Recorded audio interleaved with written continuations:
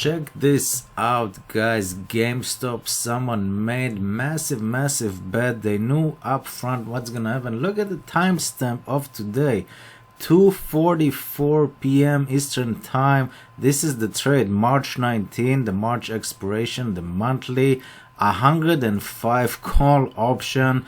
Before the run today, when GameStop was like 45, something like that, 105 calls. This is the amount, 1,600 units for a price of 310, comes to a total of $500,000. Look at this. Someone made a bet that GameStop will be over 105 by March, and he put $500,000 on the line. Let me show you the chart. This is unfreaking real. This is the 1 minute chart. This is exactly the time, around 2:30, something like that. This is the time, and look what happened straight after. Right here, this is until the close. It went straight up like 5 minutes after that. This is so illegal. I'm very happy that someone is actually in our side. And then after hour, it just explode to a price of $200.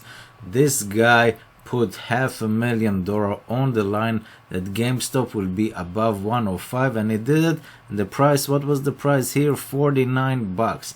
On $49, he bet $500,000, and about an hour later it went to 200, and now we're at like I don't know, 150, 160 after hours.